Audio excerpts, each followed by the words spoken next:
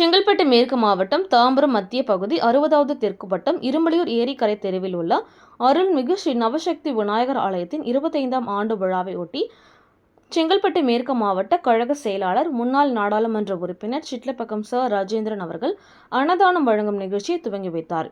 Auto ஓட்டுநர்களுக்கு சீருடை வழங்கினார். இதில் அனைத்துலக எம்ஜிஆர் மன்ற தலைவர் முன்னாள் அமைச்சர் டி.கே.எம். சின்னையா முன்னிலையில் தாம்பரம் மாநகர மத்திய பகுதி கழக செயலாளர் எல்.ஆர். செழியன் தலைமையில் 60வது தெற்கு வட்ட கழக செயலாளர் வெற்றி செல்வன் வரவேற்புரையில் 60வது தெற்கு வட்ட கழக பொருளாளர் வினோத் ஏற்பாட்டில் நடைபெற்ற இந்நிகழ்ச்சியில் தாம்பரம் கிழக்கு பகுதி கழக செயலாளர் எம். கூத்தன், தாம்பரம் மேற்கு பகுதி கழக செயலாளர் முன்னாள் நகரமன்ற துணைத் தலைவர் ஏ. கோபிநாதன், மாவட்ட எம்ஜிஆர் இளைஞரணி செயலாளர் புருஷோத்தமன், 60வது வடக்கு வட்ட கழக செயலாளர் பல்லவன் நாராயணசுவாமி, பம்மல் வழக்கறிஞர் லோகநாதன் உட்பட மாவட்ட, பகுதி, வட்ட கழக நிர்வாகிகள் அனைவரும் கலந்து கொண்டனர்.